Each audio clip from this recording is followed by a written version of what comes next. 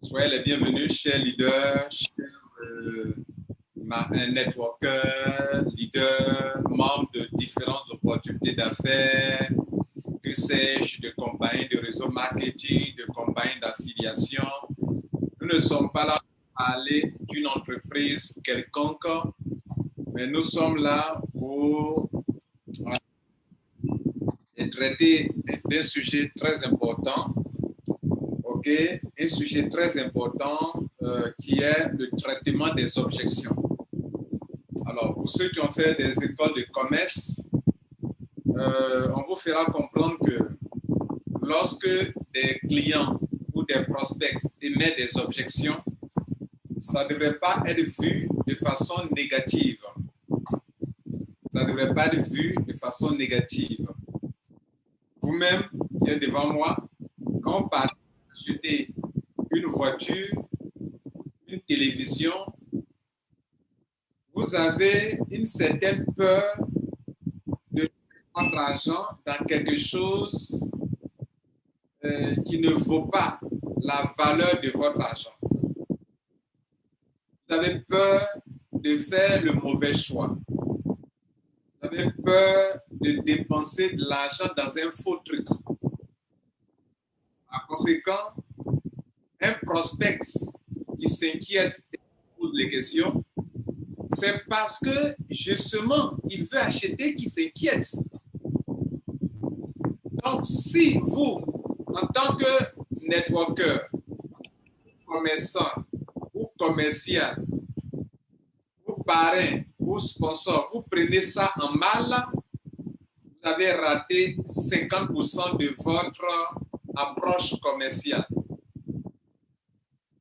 Cette formation, ce coaching, je dirais, est importante parce que dès lors que vous êtes dans des compagnies de réseau marketing qui ont des produits à commercialiser et que dans ces compagnies de réseau marketing ou d'affiliation, la compagnie vous considère comme son agent commercial et que c'est par votre efficacité que le chiffre d'affaires de la compagnie peut monter et que c'est par votre médiocrité que la compagnie peut plonger, dès lors que cela se présente ici, la connaissance, la maîtrise de ce sujet-là s'avère très important.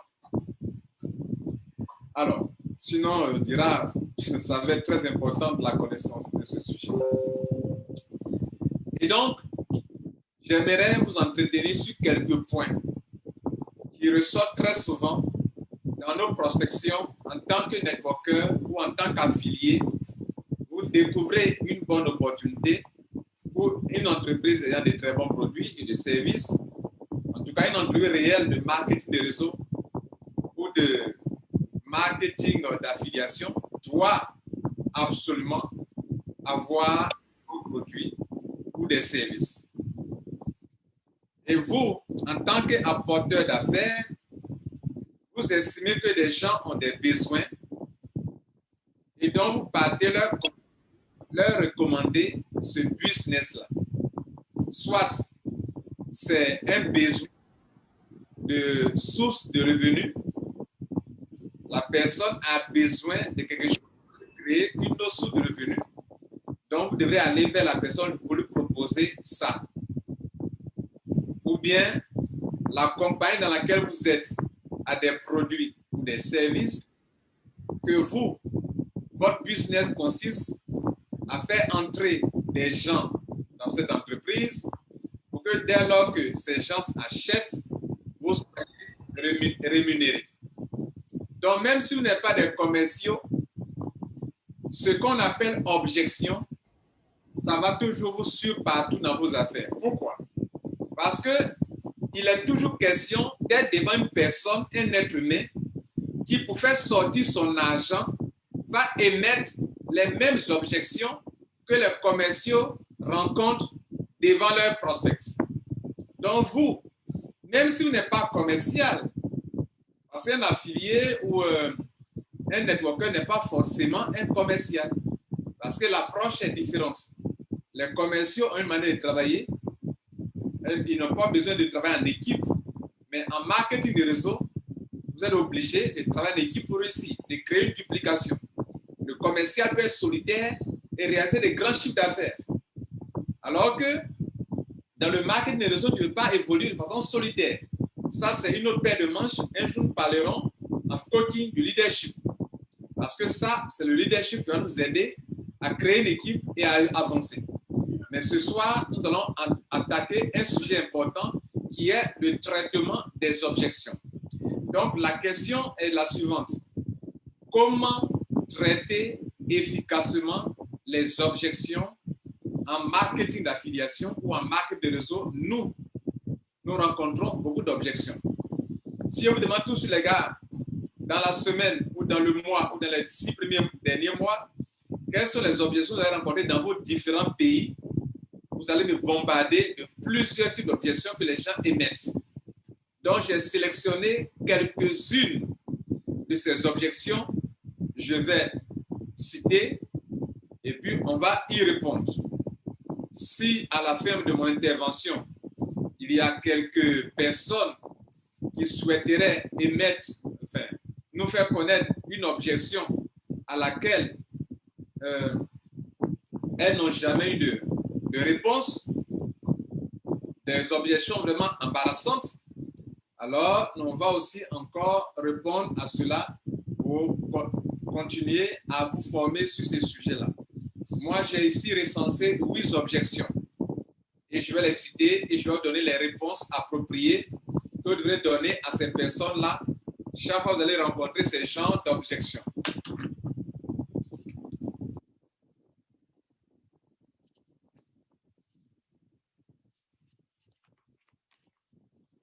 Excusez-moi.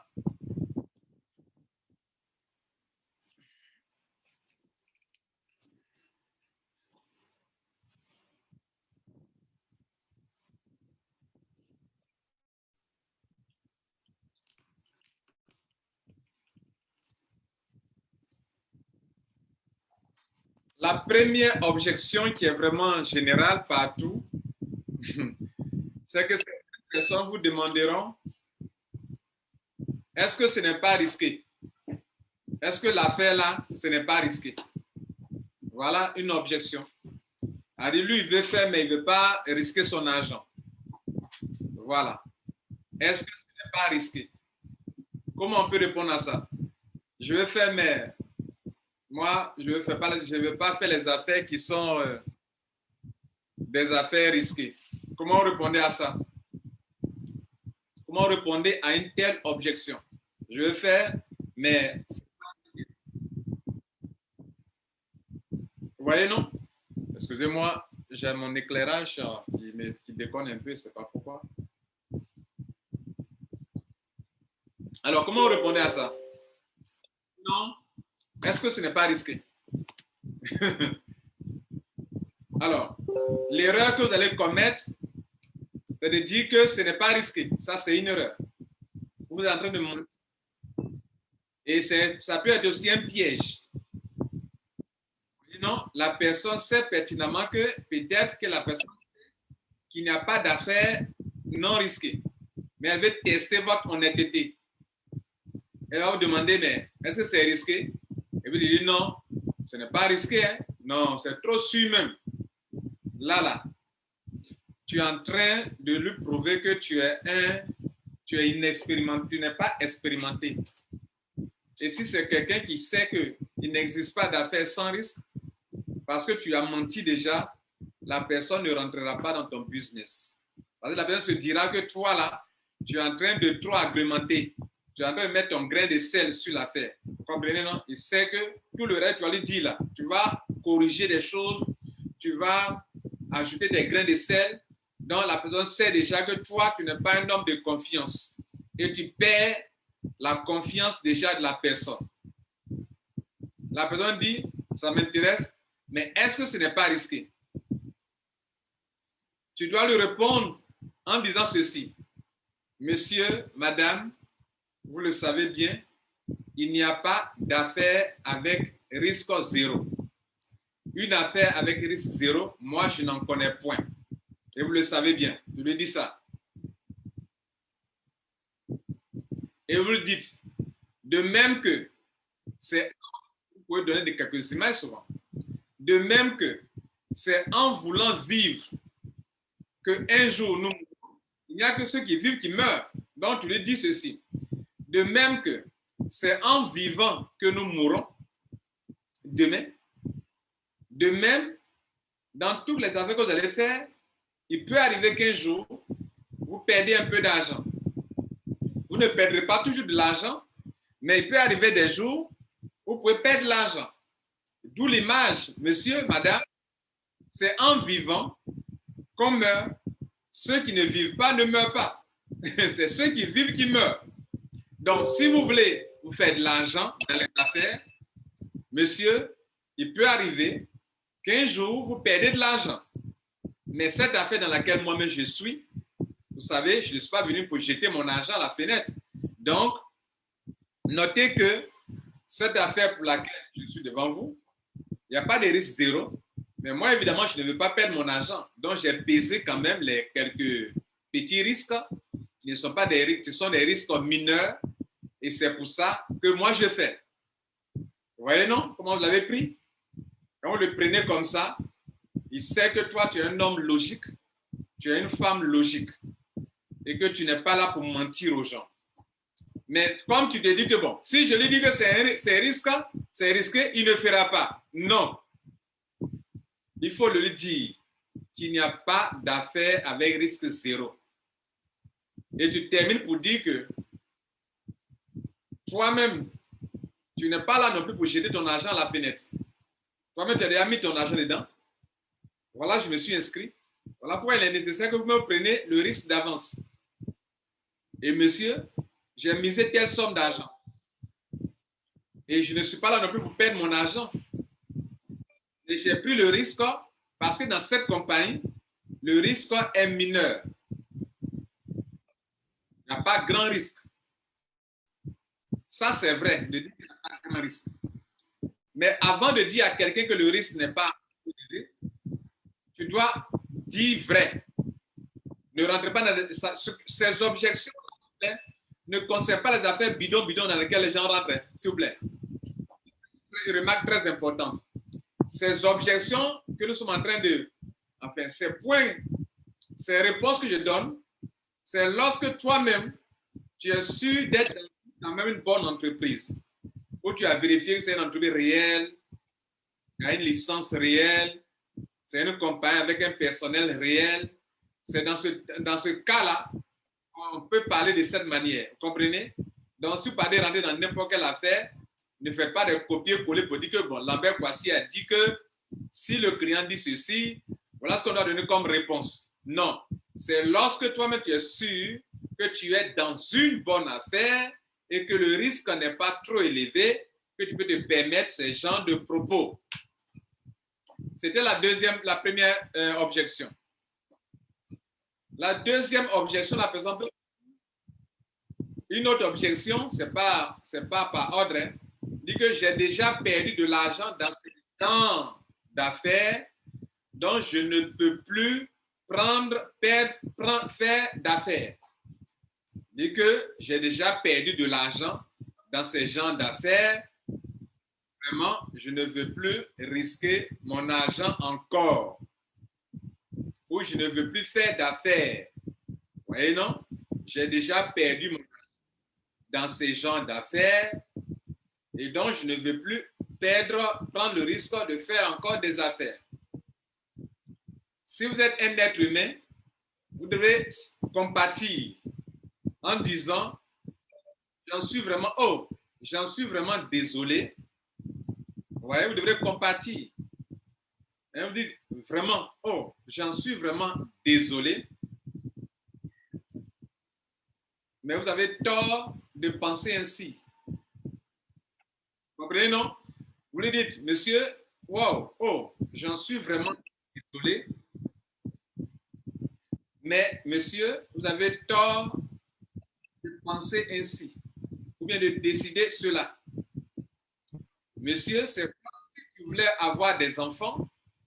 Tu as fait un premier enfant, l'enfant est décédé, et tu décides de ne plus jamais aller dans la chambre secrète avec ta femme. C'est ce que ça veut dire. Vous voyez, non? chaque fois que c'est possible, vous lui donnez une image, une comparaison qui sied. On dit souvent que comparaison n'est pas raison. Il y a des comparaisons qui éclairent les gens, qui leur donnent assez d'idées, qui éclairent leur raisonnement. Monsieur, si parce que vous avez perdu de l'argent dans une affaire que vous ne voulez plus faire d'affaires, vous êtes semblable à un homme, une femme qui cherche, à faire des enfants et que malheureusement son premier enfant est mort, son deuxième enfant est mort et qui décide de ne plus jamais sortir avec une femme pour chercher à faire des enfants. C'est ce que ça veut dire. Il va rire, il va sourire, il sait que c'est la vérité. Et cette manière de lui expliquer, ça dit tout. C'est comme si toi, c'est en faisant des affaires que tu as eu de l'argent, mais tu dis que comme tu as déjà perdu de l'argent dans une affaire, donc tu ne peux plus jamais faire des affaires. Donc, c'est comme si, c'est le même cas. Il comprendra que si donc je cherche des enfants, que mon premier enfant malheureusement est mort, cela ne veut pas dire que mon deuxième enfant va mourir. Et cela veut dire aussi que si c'est pour chercher l'argent, que tu as perdu de l'argent dans une affaire, cela ne veut pas dire que toutes les affaires que tu as faites, tu vas perdre de l'argent. Voilà, mesdames, messieurs, la deuxième objection et son traitement. La troisième objection sur ma liste est la suivante. Le prospect te demande combien as-tu gagné toi-même? Que c'est en fonction de ce que toi tu as gagné, comment tu vas faire.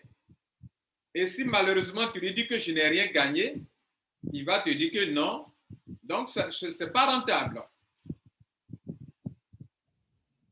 Il va te dire que ce n'est pas rentable parce que toi tu n'as rien gagné. Donc, je pose la question, tu dois savoir, ça veut dire quand.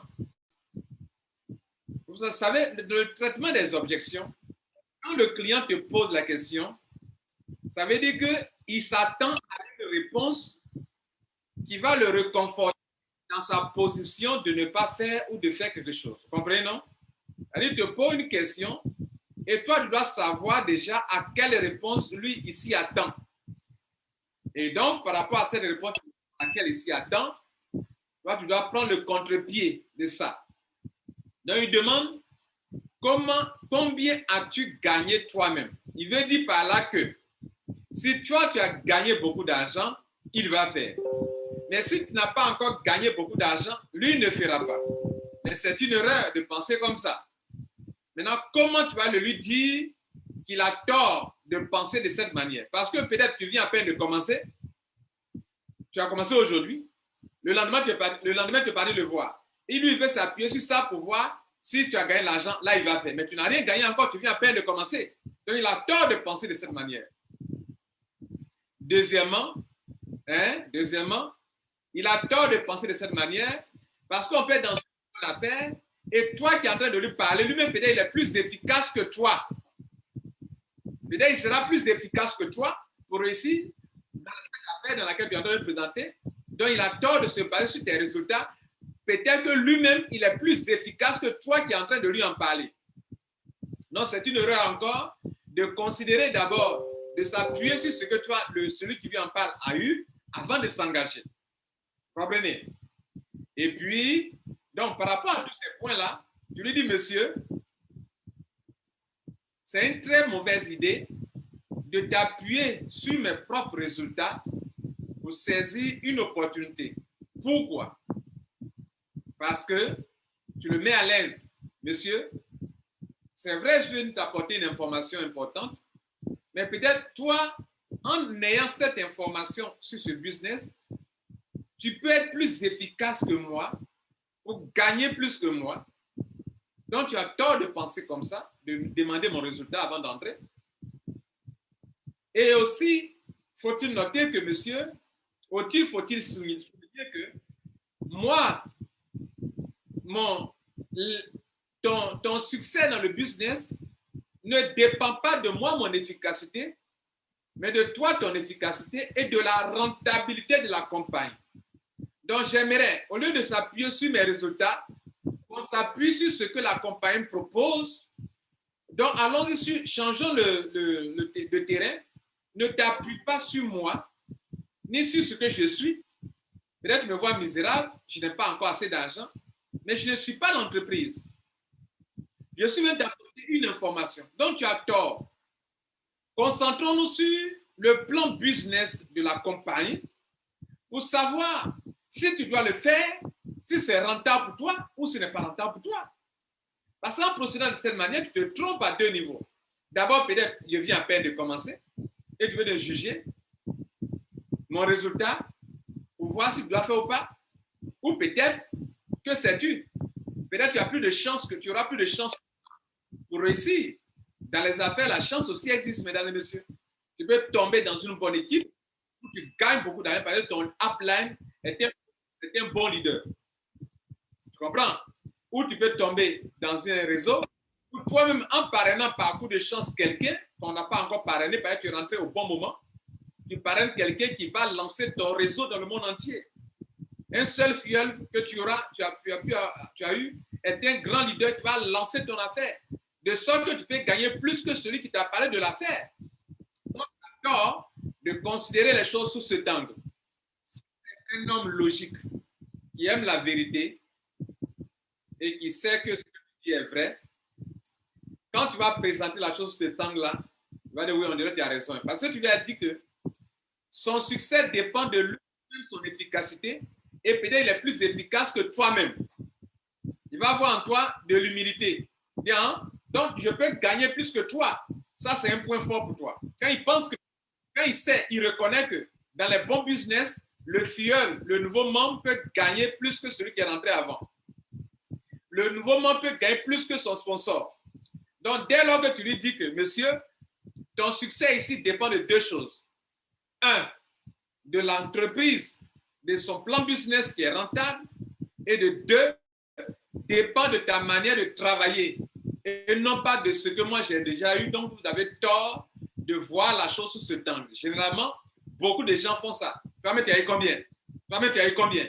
Donc, voilà comment on devrait traiter ces genres d'objections.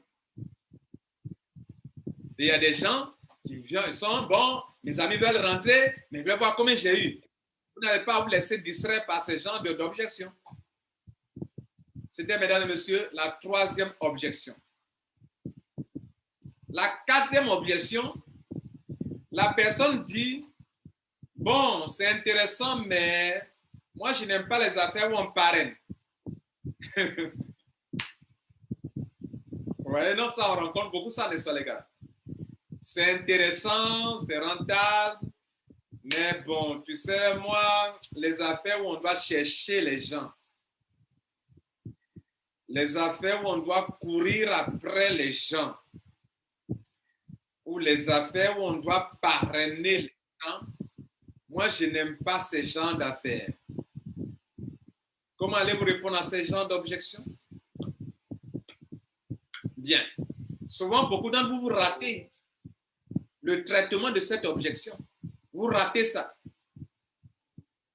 Vous savez, je fais une petite pause, une parenthèse.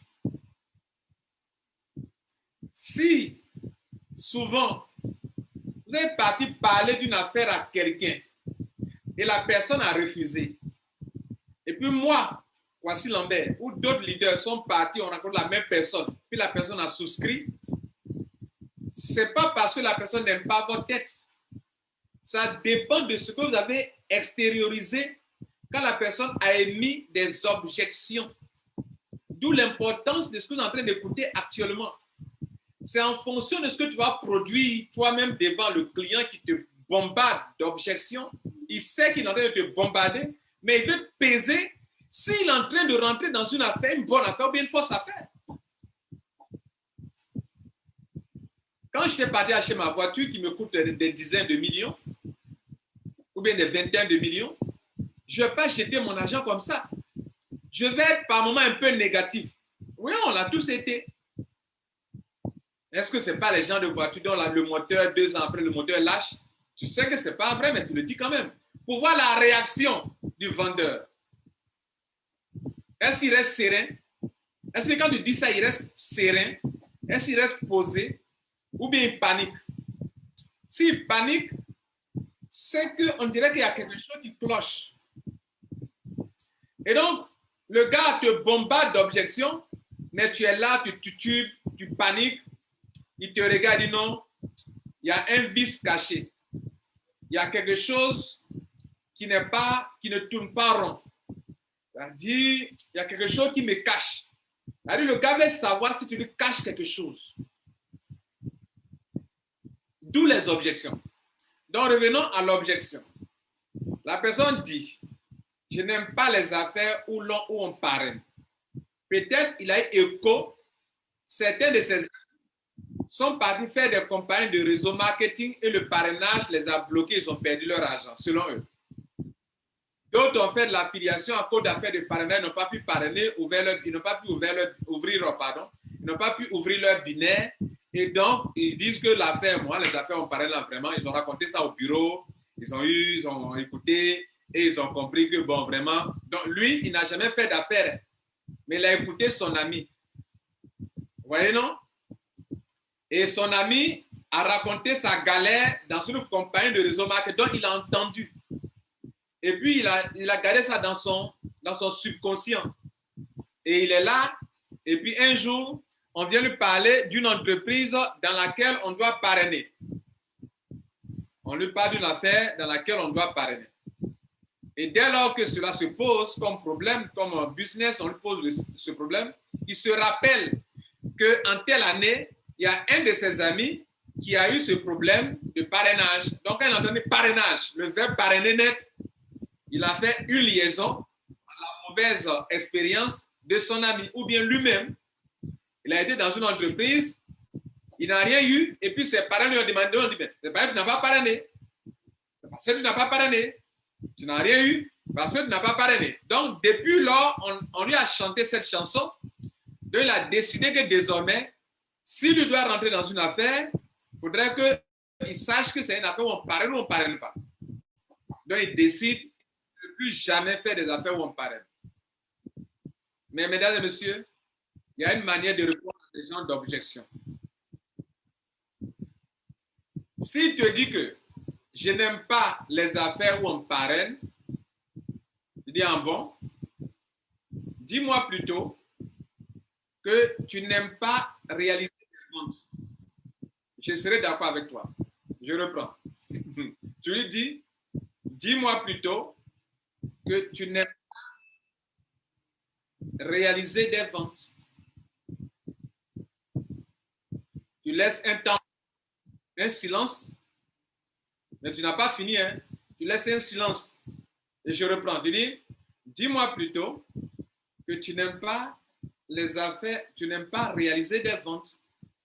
Tu laisses un temps mort durant quelques secondes et tu reprends, tu dis, pourtant, cependant, toutes les entreprises qui réalisent de grands chiffres d'affaires y arrivent parce qu'il y a des commerciaux qui réalisent des ventes.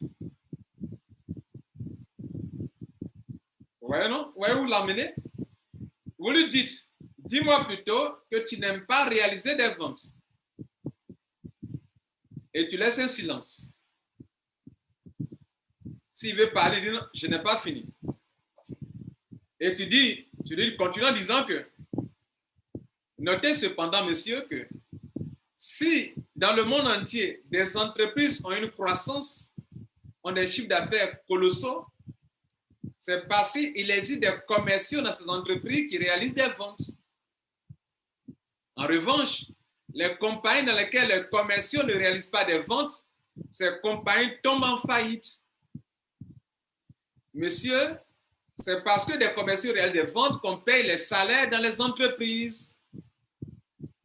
Mais monsieur, pour qu'on réalise des ventes, on va en prospection. C'est aller prospecter que tu appelles à chercher des gens. Quand les commerciaux vont en prospection, ils s'en vont parrainer des gens. En fait, ils s'en vont réaliser des ventes. Mais dans le marketing de réseau, on dit parrainer ou sponsoriser parce que tu vas aider une personne comme un père à commencer quelque chose. Mais cette personne ne peut commencer cette chose sans avoir payé le pack d'adhésion ou le produit ou le service. Donc, parrainer, c'est comme réaliser des ventes. D'où ma surprise quand tu me dis que tu n'aimes pas parrainer, tu veux dire que tu n'aimes pas réaliser les ventes. Mais sans vente, aucune entreprise ne peut exister. Tu finis et puis tu te tais, tu le regardes. Tu as tellement mis ici, il ne sait pas par où commencer.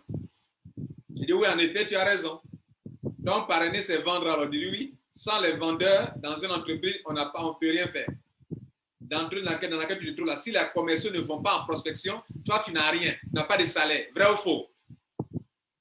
Il a perdu, enfin, il ne peut rien dire d'autre.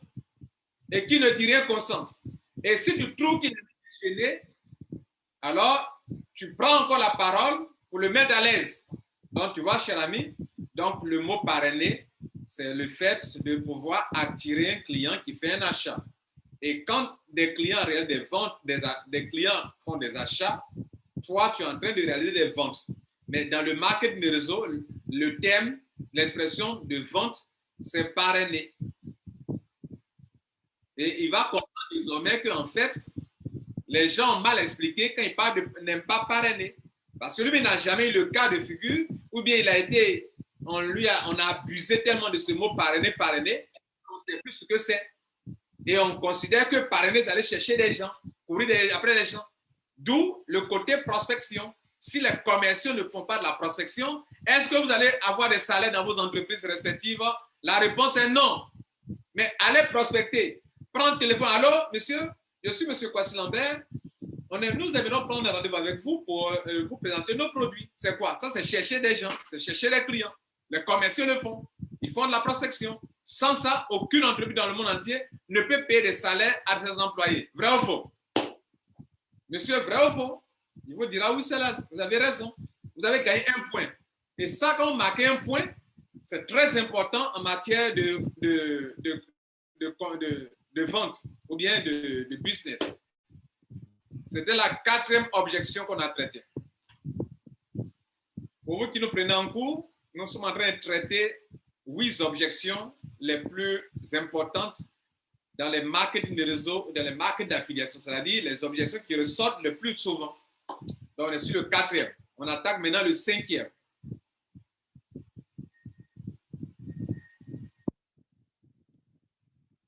En matière de marketing de réseau ou d'affiliation, très souvent, on parle d'autoship.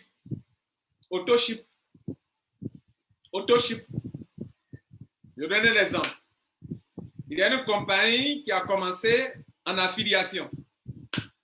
Crowd One. Au début, Crowd One n'a jamais parlé d'affiliation, d'autoship.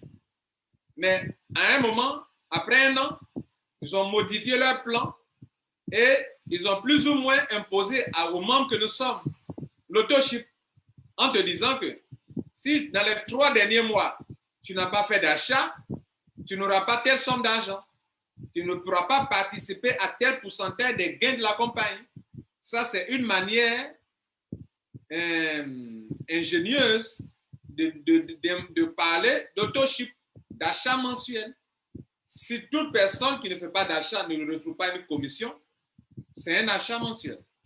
Alors, mesdames et messieurs, revenons sur l'autoship. Vous allez trouver des gens dans le monde entier qui vous diront que, bon, moi, j'aime le marketing de réseau, mais le côté autoship, je n'aime pas. Et comme dans ton entreprise, il y a une affaire d'autoship, moi, ça ne m'intéresse pas. Vous comprenez? Voilà une autre objection. C'est-à-dire qu'il est intéressé que c'est une bonne affaire. Le plan d'affaires est bon. Il te demande, est-ce qu'il y a autoship? Tu ne peux pas mentir. Tu vas dire, oui, il y a autoship. Dès lors qu'il entend qu'il y a autoship, c'est-à-dire achat mensuel, il dit non, l'affaire ne l'intéresse plus.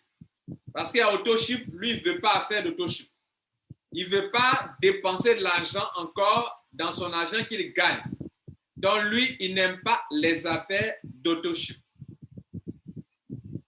Là encore, tu le regardes droit dans les yeux avec un sourire et lui dis, monsieur, madame, Dites-moi plutôt que vous n'aimez pas la fidélisation en commerce.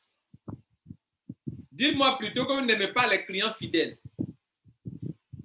Il sera un peu choqué. Pourtant, c'est la vérité. Pourtant, c'est la vérité. Dites-lui plutôt, monsieur, dites-moi plutôt que vous n'aimez pas les clients fidèles. Il dit, mais comment ça? Comment je n'aime pas les clients fidèles? Un client fidèle, c'est un bon client. Je dis, ah, ok. Bien. Donc, comme il dit qu'un client fidèle est un bon client, vous lui retournez la balle en disant la chose suivante. Monsieur, supposons que vous créez votre entreprise. Vous vous mettez dans un quartier, ou bien vous aurez votre boutique, une boutique, dans un quartier. Monsieur, dès que vous avez votre boutique, dans le premier mois, 100 personnes viennent faire des achats. Dans le premier mois. On est content, le chiffre d'affaires monte. La première semaine, on voit que 100 clients viennent faire des achats. Donc, votre chiffre d'affaires monte dans la première semaine. Ou dans le premier mois, 100 clients viennent faire des achats. Ils ont fait des achats. Votre chiffre d'affaires a monté dans le mois. Vous dites, waouh, ça c'est un beau quartier. Et puis après, plus d'achats. Même ceux qui ont acheté vos produits, personne ne vient faire des achats. Les gens vous ont connu dans le quartier, ils ne viennent plus faire des achats. Les anciens clients ne viennent plus faire des achats. Monsieur, est-ce que votre entreprise va subsister? Les ventes ont baissé. Les anciens clients ne font plus d'achats. Est-ce que votre entreprise peut résister sur de longues années? Il va dire non, bien évidemment, mais je vais fermer boutique. Il dit, OK, très bonne réponse, monsieur. C'est exactement ce qui se passe avec les compagnies de réseau marketing. Elles savent que, au premier abord, dans les premières années, les gens sont en train de faire des adhésions de parrainés. Donc, 1 an, les gens parrainent leurs relationnels, leurs amis et connaissances. 1 an, ça passe. À la fin de la deuxième année, la compagnie n'est plus une nouvelle compagnie. La plupart des gens qui sont déjà dans la compagnie ont déjà parrainé au moins les 2 personnes. Donc, ces gens-là attendent maintenant des gains. Et dès lors qu'il n'y a pas un système d'auto-ship ou de fidélisation, tu dis comme ça, hein, dès lors qu'il n'y a pas un système d'auto-ship ou de fidélisation et que les ventes commencent à baisser, les parrainages, ce sont des ventes, je l'ai démontré récemment que ce sont des ventes, et les parrainages ou les ventes commencent à baisser et que les anciens clients ne sont pas fidélisés parce qu'ils ne font pas des achats, alors la compagnie, le chiffre d'affaires de la compagnie plonge. Monsieur, aimeriez-vous être dans une compagnie où les clients sont fidèles, qui fait que la compagnie réussit à payer des commissions année sur année à ses membres, ou bien vous voulez être dans une compagnie où dans la première année vous gagnez et après la compagnie ferme boutique?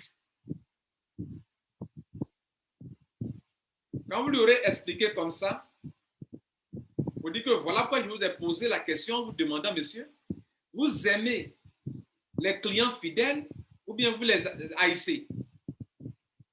Il vous dira, ah ouais, je viens de comprendre. Ah, donc l'auto-ship, c'est la fidélisation? Je dis oui. Et vous lui demandez, est-ce qu'il y a une compagnie qui peut résister sur 1 an, 2 ans, 10 ans sans avoir des clients fidèles? Pourquoi les compagnies, les Orange, les MTN, les Move vous envoient des bonus de crédit? C'est pour rester fidèle. Pourquoi? Sans fidélisation, la compagnie ferme. N'est-ce pas? Voilà. Quand vous prenez des exemples comme ça, il va comprendre que il a affaire à quelqu'un qui sait de quoi il parle. Et ce que vous dites est vrai. Jusqu'à présent, je ne vous ai pas encore menti à vous qui êtes devant moi. Tout ce que je prends comme réponse, ce sont des réponses logiques, des réponses réelles, qui sont convaincantes, qui ont un sens. Tout ce que je dis a un sens. Donc, n'allez pas mentir. Dites des choses qui ont des sens, qui ont un sens. Et cela est très important. Voyez là? Voilà. C'était la 5e objection traitée. La 7e objection. La 6e.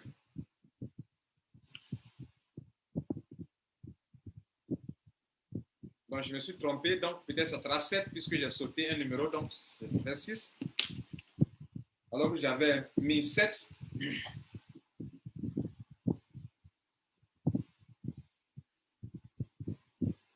Bien.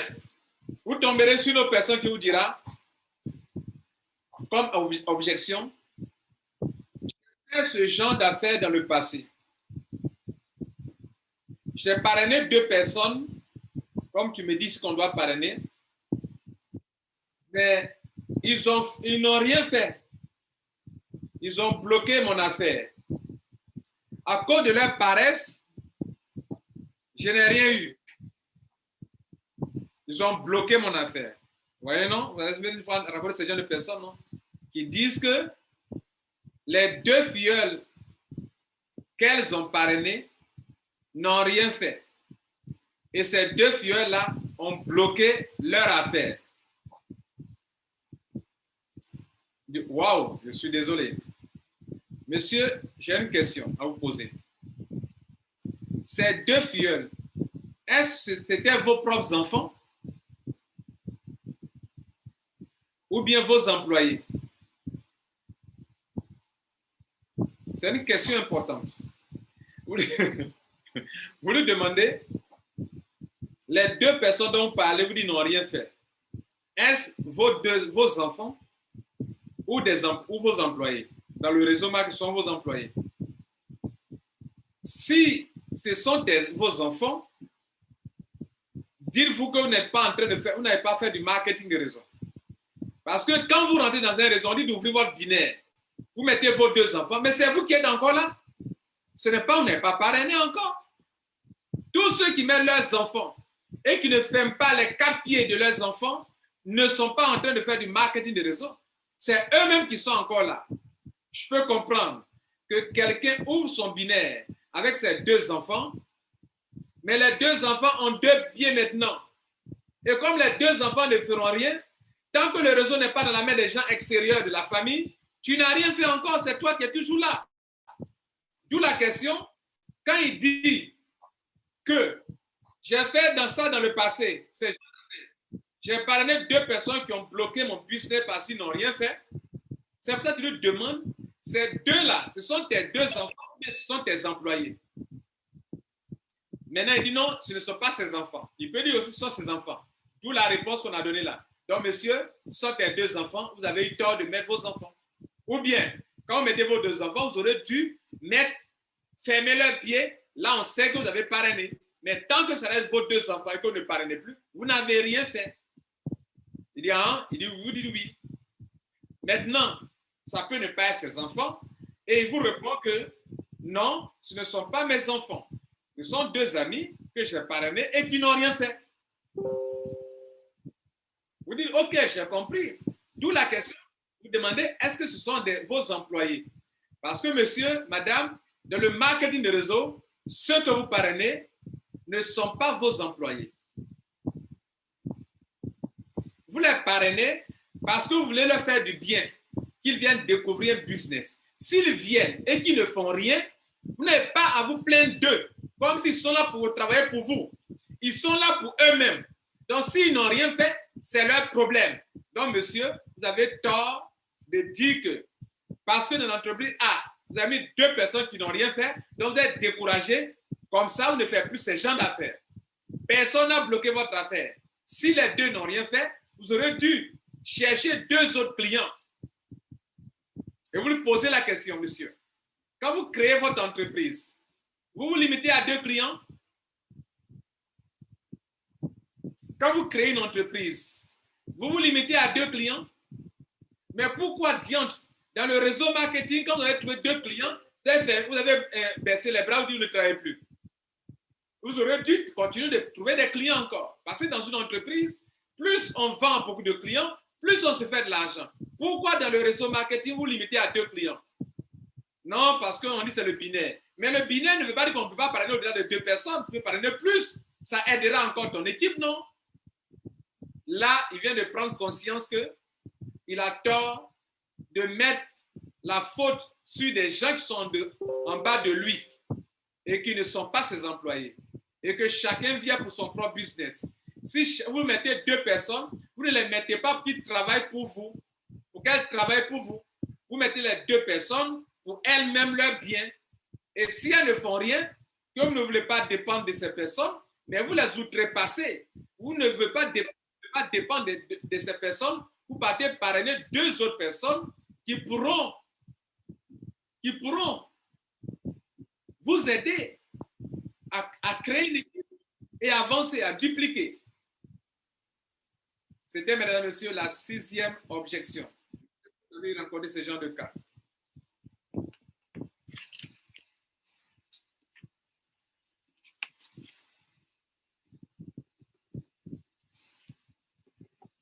La 7e objection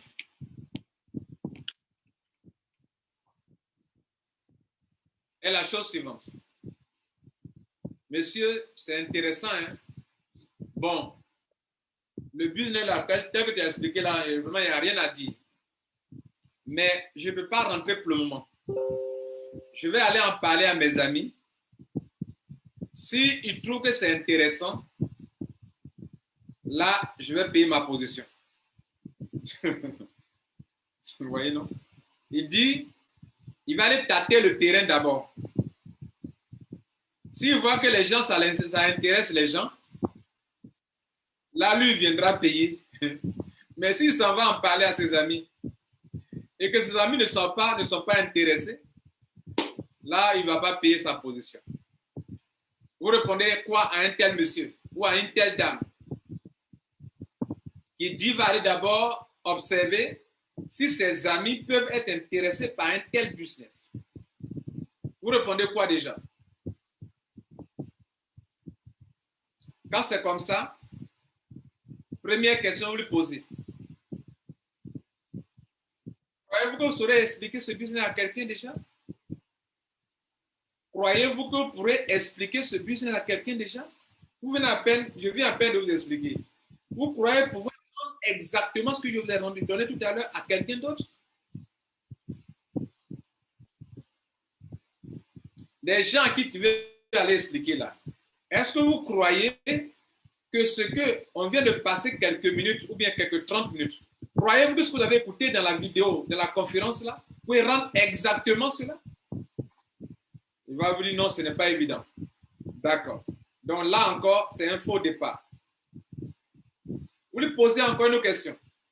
Monsieur, l'affaire que je vous ai expliquée, vous voulez le faire pour vos amis ou le faire pour votre propre intérêt? Je suis venu vers vous, vous informer d'un business que vous allez faire pour vous-même. Vous allez vous enquérir des informations auprès de vos amis pour voir si ça les intéresse. Donc, je pose la question. L'affaire que vous faites là, l'argent que vous voulez faire là, vous le faites pour vos amis ou vous le faites pour vous-même? Il dit non, bien évidemment, c'est pour moi-même. Mais je veux voir si mes amis vont être intéressés comme ça, je vais les parrainer facilement, je vais ouvrir mon binaire. Il dit non, tu as tort. Et donc, d'où la 3e question.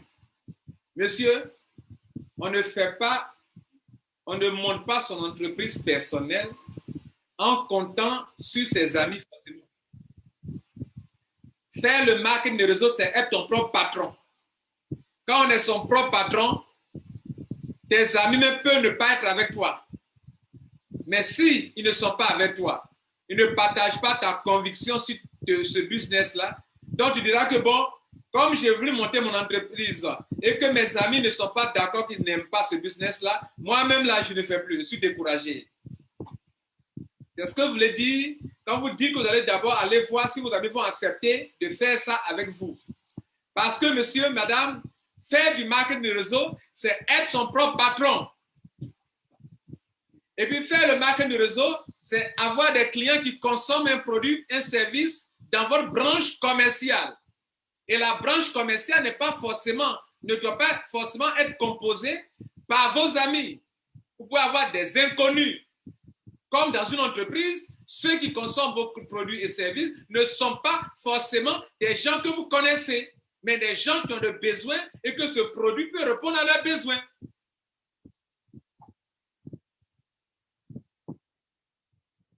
Quand vous dites ça, Si c'est un homme qui est honnête ou qui est ignorant de ce métier, il va se ressaisir, s'asseoir pour dire « Ah, on dirait que tu as raison », s'il est honnête. Hein. Si ce n'est pas un faux prétexte.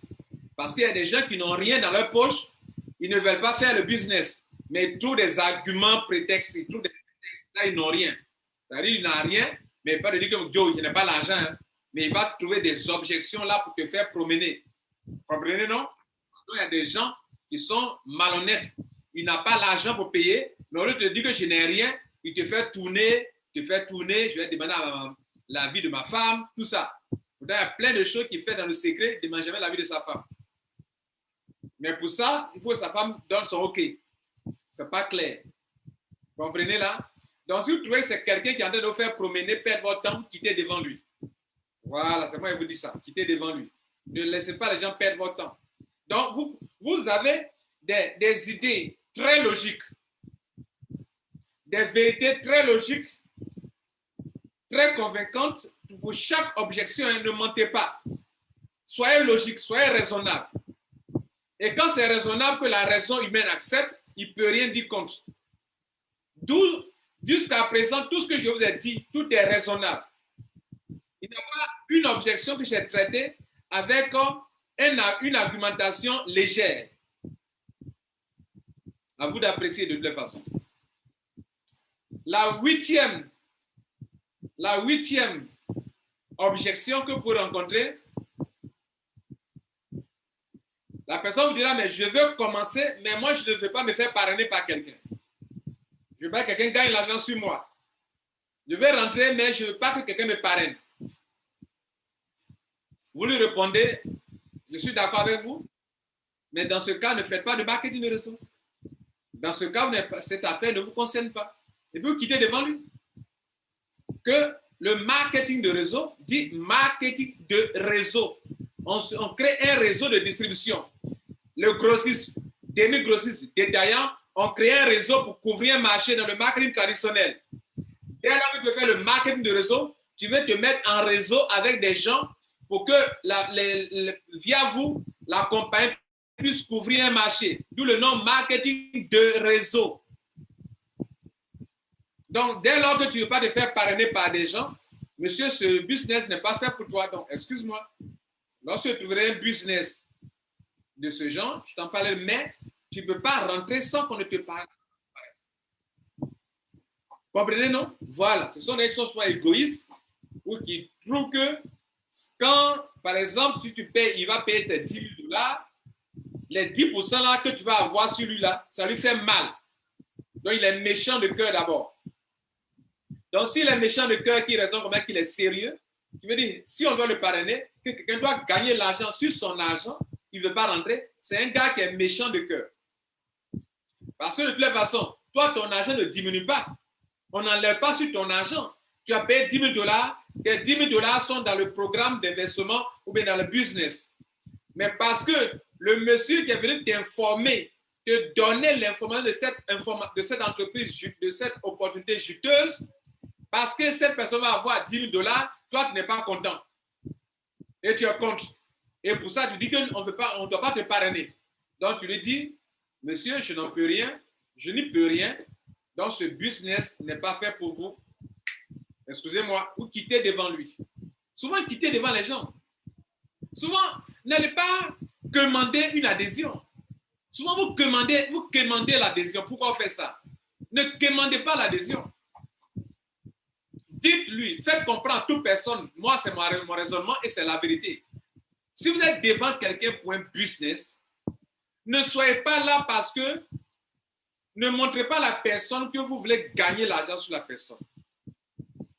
La vérité, c'est que en matière de commerce, voilà ce chocolat que j'ai acheté. J'ai mangé, je n'ai pas envie de manger. J'ai payé ça parce que j'avais un besoin. J'avais envie de manger du chocolat. Et j'ai acheté ce chocolat. Donc, le créateur de ce produit a reconnu que en Côte d'Ivoire, il y a des Ivoiriens qui ont envie de manger du chocolat. Que c'est un besoin, qu'ils aiment le chocolat. Donc, il s'est dit que si je crée un produit qu'on appelle la solution, en marketing, c'est la solution, le produit, c'est la solution. cette solution-là va répondre à mon problème, à mon besoin. Donc, dès lors que tu es dans une entreprise de marque d'affiliation et que tu vas vers quelqu'un, c'est que tu dois savoir si la personne a un besoin d'argent, a besoin de développer un business qui lui donne de l'argent. C'est un besoin qu'il a. Donc, quand tu vas vers lui, c'est lui qui a besoin de toi. Ce n'est pas toi qui as besoin de lui. Ce que tu gagnes comme argent, c'est en voulant le parfumer qu'une partie du parfum vient sur toi. Mais ton objectif, c'est de satisfaire à son problème qu'il a, à son besoin. C'est comme ça aussi en business, en réseau marketing. Quand Lambert Kouassi te parle d'un business, écoute-moi, tu peux ne pas faire, je m'en fous. Donc quand je m'en vais vers toi, ma manière de te présenter, ce n'est pas pour te demander pardon de faire. Je te donne l'information. Vous ne sentez pas ça dans mes conférences?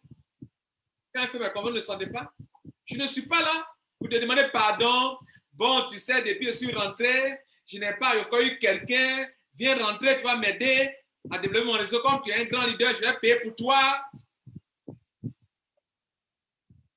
Quand on fait ça là, la personne se dit que tu as tellement besoin d'elle qu'elle fait son petit malin sur vous. Ce n'est pas à eux de faire le malin sur toi. C'est toi qui détiens quelque chose qu'eux ils n'ont pas. Tu as des informations qui gagnent des millions. Récemment, j'ai mis des gens dans des affaires, les gens gagnent des millions.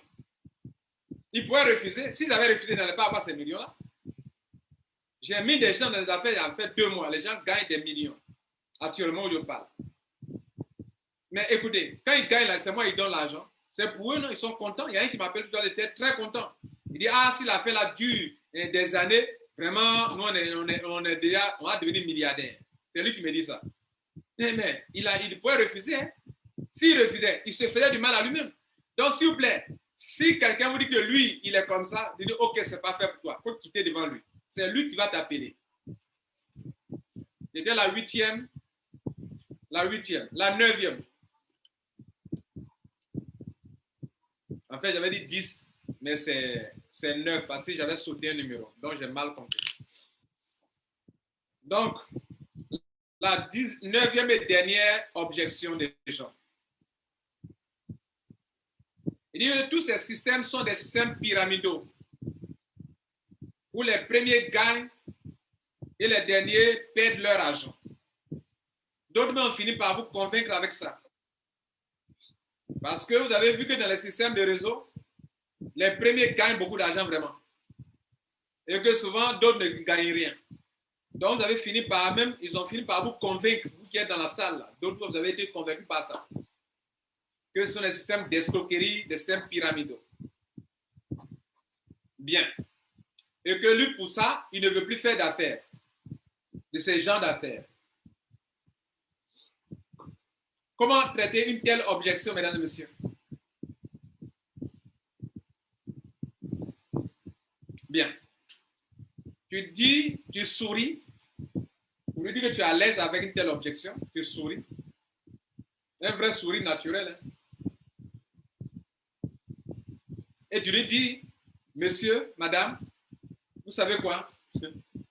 Dans ce pays, tu ne devrais plus vivre dans ce pays. Parce que le gouvernement de ce pays est pyramidal. Le gouvernement de ce pays-là est pyramidal. Ce pays qui te dirige, où les gens sont dans ce pays, il y a un gouvernement qui dirige ce pays-là. Le gouvernement même est pyramidal. Il y a quelqu'un qui est en haut qui gagne l'argent plus que tout le monde. Et quand on descend un peu, il y a quelqu'un qui est là en haut qui gagne l'argent plus que tous ceux qui sont dans le gouvernement. Et il y a d'autres qui sont en bas encore qui gagnent un peu jusqu'au subalterne. Mais tu es dans ce pays. Monsieur, tu es dans une entreprise? Il va dire oui. L'entreprise dans laquelle tu te trouves là, elle est pyramidale. Le PDG,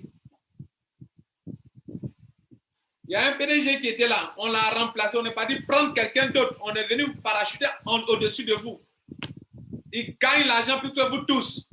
C'est ça le système pyramidal. Tu ne devrais plus travailler dans cette entreprise, c'est injuste là, c'est de l'escroquerie. Comment lui, il est quitté là-bas et puis on vient le placer au-dessus de vous. Système pyramidal. Tu lui dis, monsieur, tu connais l'armée de ton pays? L'armée de ton pays est pyramidale. Il dit, mais pourquoi tu dis ça? Je dis, ok, je vais t'expliquer. Je lui dis, demande-moi pourquoi tu dis ça. Je lui dis que, d'abord, tout ce que je viens de te citer là, ce sont des systèmes pyramidaux que la société a fini par accepter. Un gouvernement est pyramidal. L'armée est pyramidale. L'organigramme d'une entreprise, le PDG, c'est pyramidal. Vous avez accepté ça, n'est-ce pas? Dans le marketing des réseaux, c'est d'ailleurs le système qui n'est pas du tout pyramidal. En tout cas, vous reconnaissez quand même, dans le traitement de l'objection, reconnaissez quand même que, dites-lui, vous avez raison à un certain niveau. Monsieur, il existe réellement des fausses compagnies qui utilisent le nom du réseau marketing pour escroquer les gens. Ça, je n'en disconviens pas. Là, je vous donne raison. Parce qu'il existe de fausses compagnies qui abusent du nom de réseau marketing, qui n'ont pas de produits, qui n'ont pas de services et qui, bien évidemment, viennent escroquer les gens. Mais dans le système de marketing de réseau, je vais te démontrer que ce n'est pas pyramidal avec deux raisons principales. Il y a plusieurs raisons pour démontrer, mais je vais te prouver par deux raisons que ce n'est pas pyramidal. D'abord, ce n'est pas pyramidal parce que je commence seul. Je commence seul mon réseau. Le réseau sur lequel on va me payer demain, je commence seul. Alors que le gouvernement, on met quelqu'un au-dessus des gens qui sont là déjà en bas de lui. Dans une entreprise, on prend quelqu'un, on le parachute au-dessus des autres personnes. Mais dans le réseau marketing, je commence en singleton. Je suis seul. Et c'est par mon travail que je vais créer une branche commerciale composée d'abord de 2 personnes. Là encore, tu parles de pyramide, tu me diras non. Là, je suis seul. Où est la pyramide? Je trouve 2 clients et la compagnie dit que si mes clients trouvent des clients, on me paye. Donc, on me paye sur le résultat de mon travail. Je n'ai pas été parachuté. Je suis seul. J'étais seul. Et comme c'est du réseau marketing, réseau marketing, et que ça fonctionne de bouche à oreille, et que la compagnie a les 2 clients, grâce à eux, il y a eu plusieurs clients.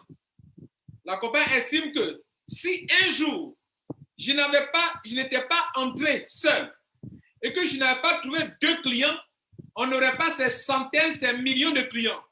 Donc la compagnie est reconnaissante envers moi pour me verser des commissions.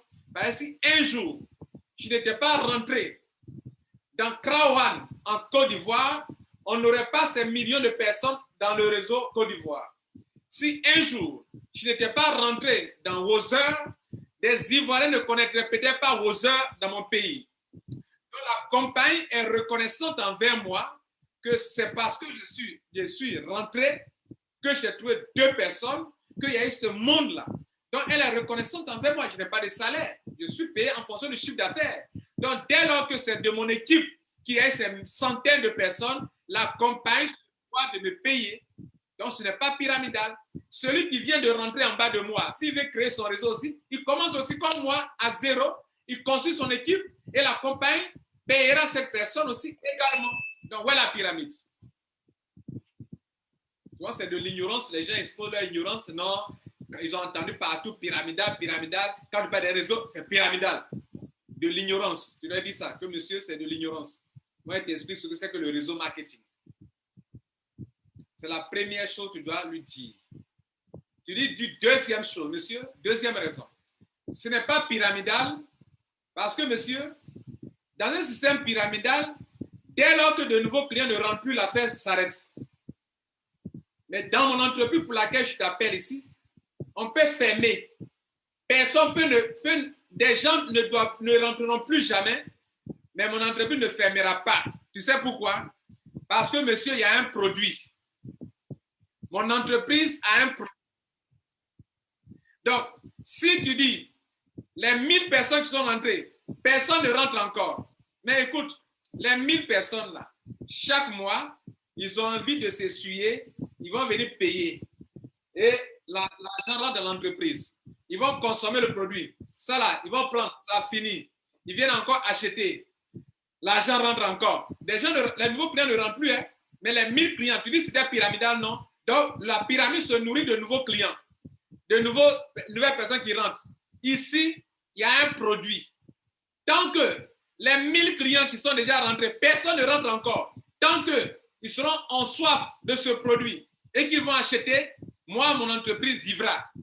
Voilà la différence en un SM pyramidal. Et monsieur, madame, la compagnie pour laquelle je t'ai invité a un produit, a un service. Donc, où est le sens du côté pyramidal dont vous parlez?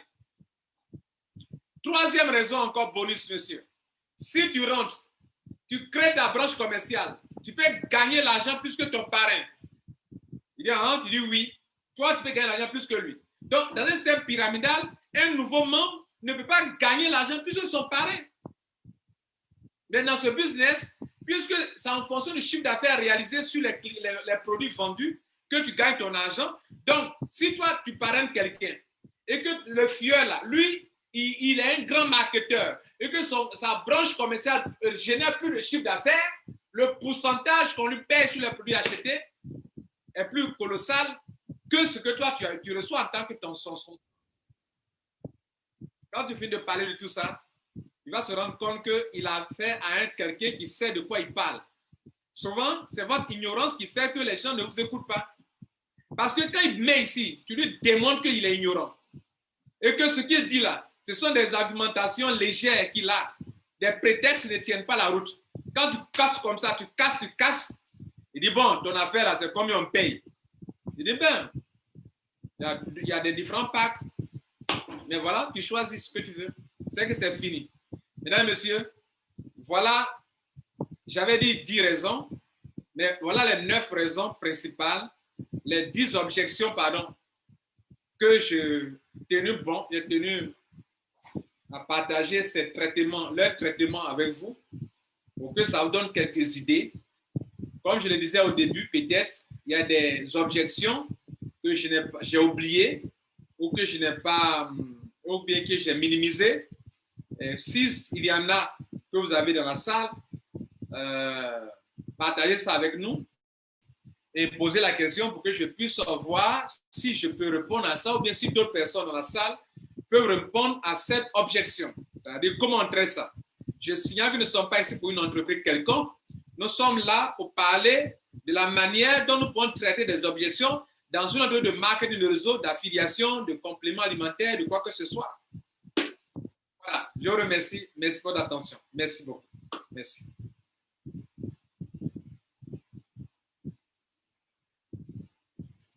Alors, leader Ibrahim, question. Votre micro est ouvert. Leader Ibrahim. Oui. Bonsoir, leader. Bonsoir. Oui, merci pour la brillante présentation. Je vous en prie. Oui, bon, je ne sais pas si c'est un ajout ou bien je vais dire. J'aimerais que partager un peu, c'est un point que vous allez essayer de développer peut-être avec nous. Okay. C'est concernant, bon, quand on fait son prospection, il y a les gens qui demandent l'entreprise est née quand, l'entreprise fonctionne où, l'entreprise a commencé à fonctionner quand, ou bien l'entreprise paye comment. En tout cas, bon, c'est ce que les gens demandent. Vous voyez. Les gens commencent par demander, en tout cas, l'acte de naissance de la compagnie, quoi, ce que je vais dire. L'acte de naissance de la compagnie. Maintenant, c'est ce que j'aimerais que vous essayez de développer avec nous.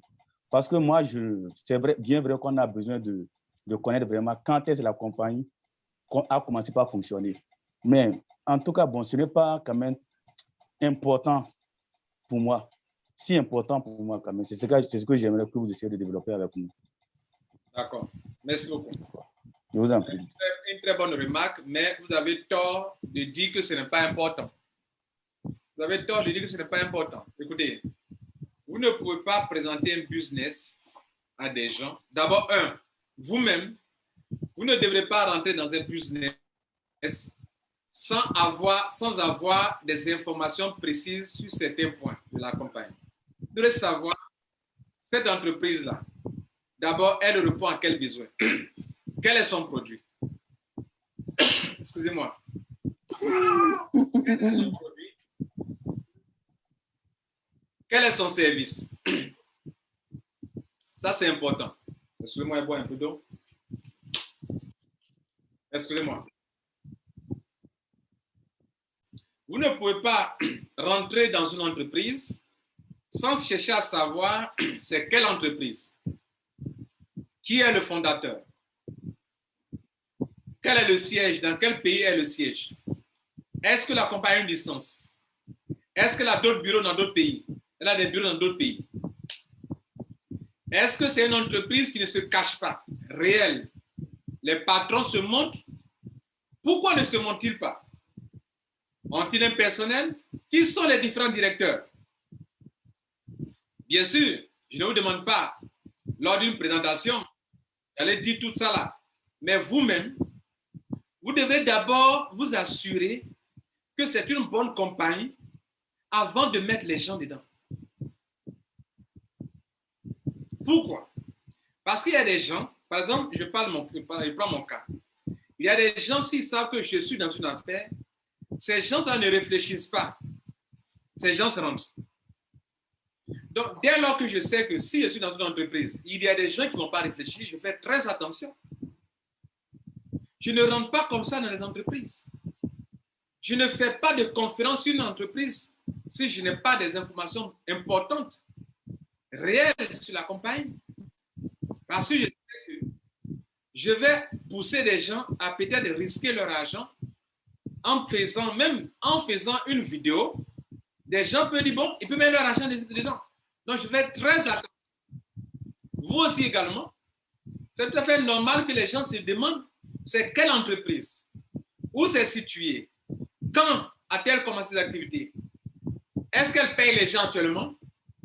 En tout cas, les gens veulent savoir. Veulent savoir, c'est normal, mon cher ami. Donc, si la personne vous demande, d'abord, même sans qu'on vous demande, vous ne pouvez pas faire une présentation d'une entreprise, d'un business, sans dire les choses suivantes. Qui est le fondateur?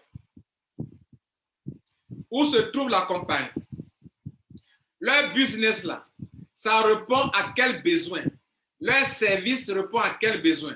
Leur produit répond à quel besoin? C'est bon pour vous-même aussi. Parce que si une entreprise ne repose pas sur, n'a pas un service, un produit qu'elle vend, et que l'être humain achète parce qu'il a un besoin, tant que ce besoin va exister, les gens vont acheter, ils vont acheter, ils vont acheter. Donc si la compagnie est là pour l'argent, pour de l'argent, qu'elle ne répond pas à un besoin réel, à un moment, les gens ne paieront plus. Et ça, ce sont les gens de compagnie qui se nourrissent des adhésions. Parce que s'il y a des adhésions, parce qu'il y a un produit, c'est normal. Mais si les gens adhèrent juste pour de l'argent, alors qu'il n'y a pas un produit, un service réel, pour que même si on arrête les adhésions, les gens qui sont déjà dedans peuvent consommer régulièrement le produit et les services et que la compagnie peut vivre année sur année, c'est que tu es dans une fausse compagnie. Donc c'est normal, ce n'est pas une objection, c'est le droit des gens de savoir quelle est cette entreprise, quel est son produit, quand ça a été créé et est-ce qu'elle paye les gens actuellement. C'est important de le savoir, monsieur. Ce n'est pas une objection. Voilà. Donc, c'est bon, monsieur, mon cher ami. Giekoud Benjamin, votre micro est ouvert. Nous sommes 48 personnes dans cette salle actuellement, 49, 48. Merci, Top Leader. Oui. Je voudrais vous remercier particulièrement pour votre disponibilité légendaire et pour votre bénévolat. En tout cas, merci beaucoup pour ce que vous venez de faire. C'est des astuces qui sont assez importantes que vous venez de nous apporter.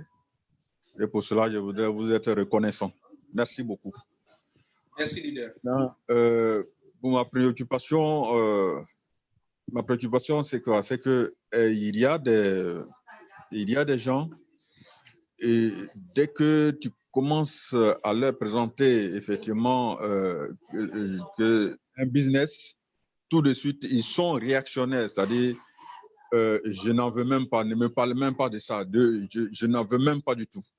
C'est-à-dire, ils ne veulent même pas écouter ce que vous avez à dire. Alors que, bon, vous ne vous connaissez pas avant seulement que tu les invites à une affaire, à écouter, à dire quelque chose.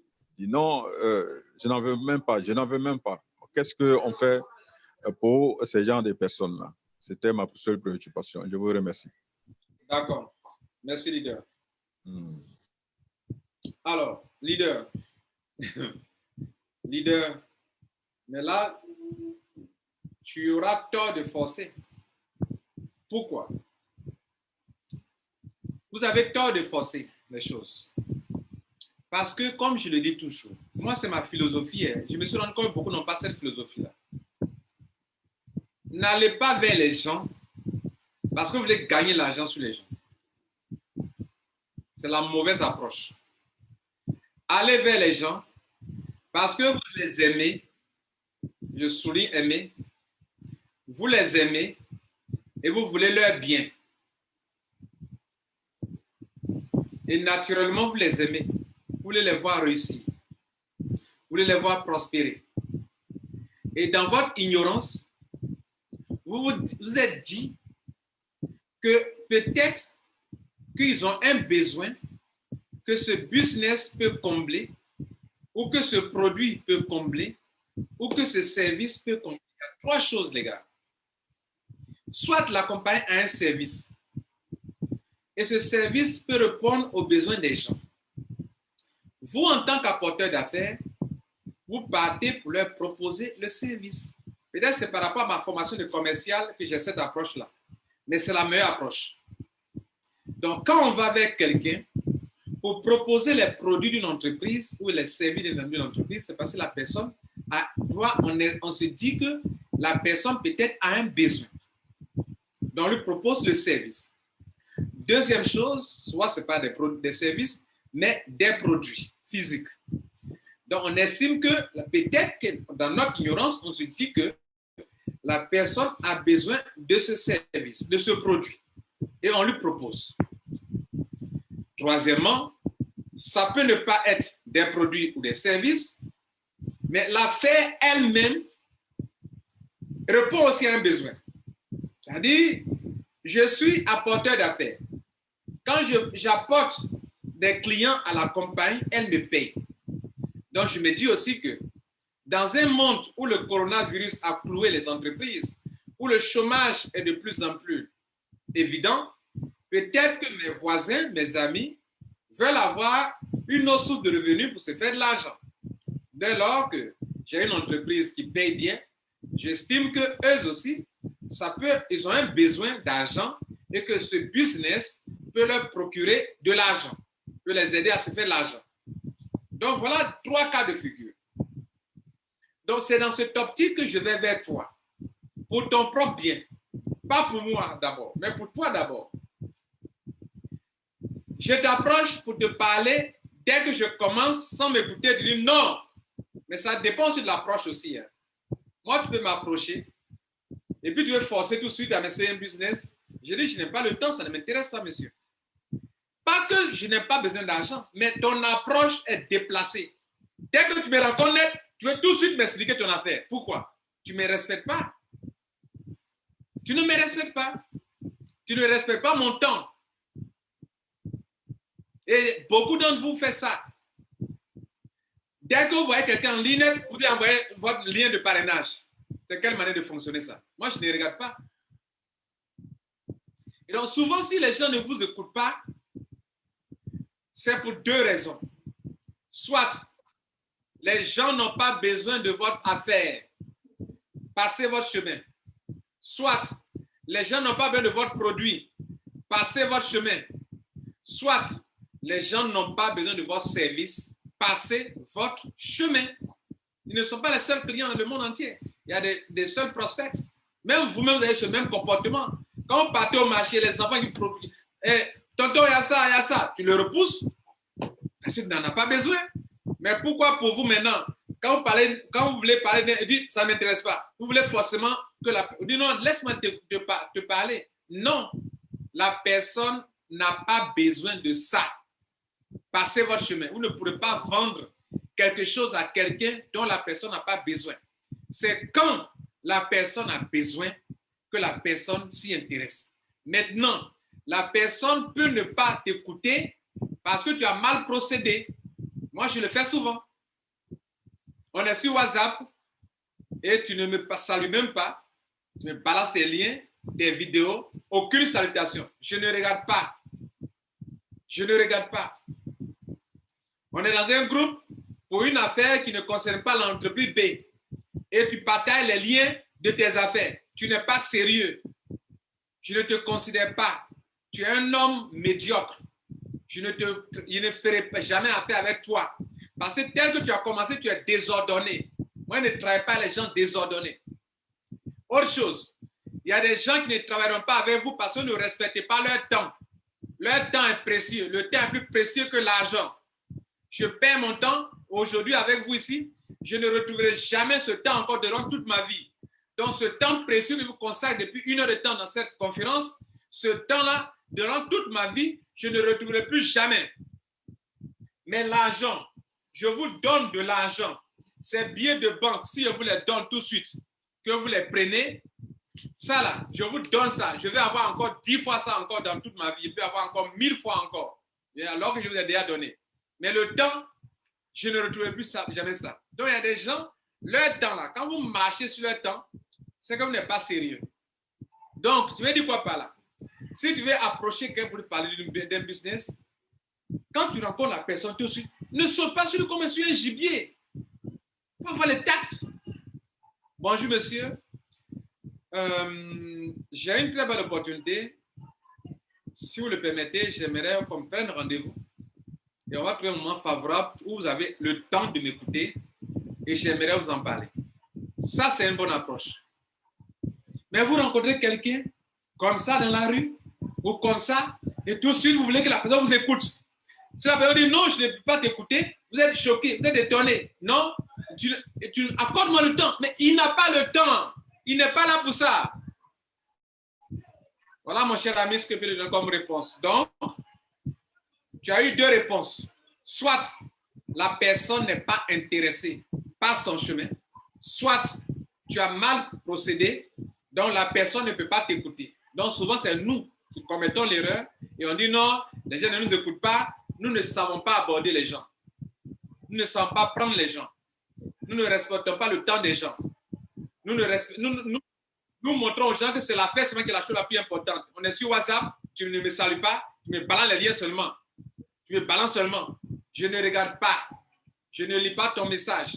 Où je vois, je ne clique pas dessus. Parce que toi-même, tu ne respectes pas l'homme. Voilà comment les gens fonctionnent souvent. Moi, mais ils fonctionnent comme ça aussi, mon cher. Ton micro est ouvert de nouveau. C'est bon? Oui, c'est bon. Merci beaucoup, leader. Je vous en prie. Voilà, donc, mesdames et messieurs, merci pour votre temps. Merci, ce n'était pas prévu. Mais vous avez été nombreux, plus de presque 50 personnes dans cette salle. On était presque 50 personnes, je crois, plus de 58 personnes, je crois. Et donc, merci beaucoup pour votre temps. Et cette vidéo, cette formation sera tout à l'heure en ligne sur ma chaîne YouTube, Rotralida. Tapez Lambert Kwasi, vous allez voir la chaîne et la vidéo sera dessus. Je vous remercie.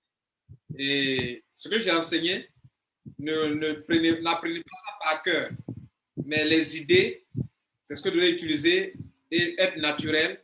Soyez naturel dans vos manières de traiter les objections. Je vous remercie. Passez un bon week-end. Ciao. Bon succès à vous.